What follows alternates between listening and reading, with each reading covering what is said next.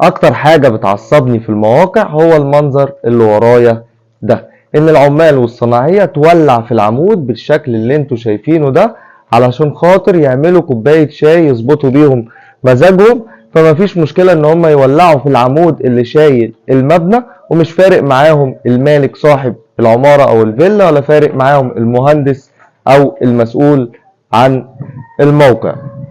مع العلم ان ده لو بيته طبعا ما يرضاش ان هو يعمل في حاجة زي كده، ولا اي حد يفكر يعمل فيه حاجة زي كده.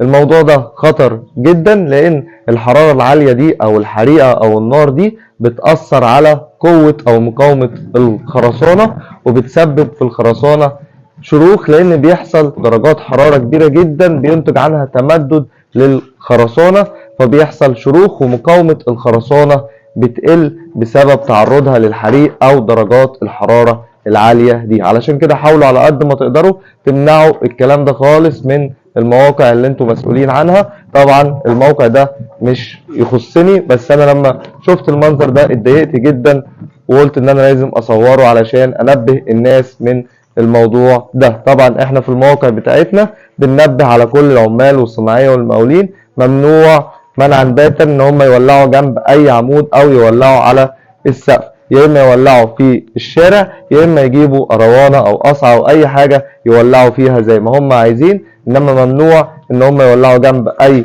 عمود او على السقف. هوريكم شكل العمود من قريب.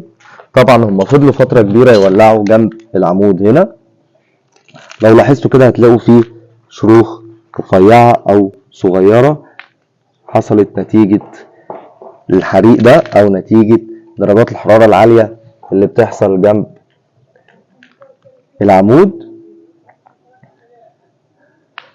بص على العمدان التانية، طبعا في فرق كبير جدا بين الخرسانة اللي مش متولع جنبها والخرسانة المتولع جنبها. عشان كده بننصح الناس يمنعوا الموضوع ده على قد ما تقدر.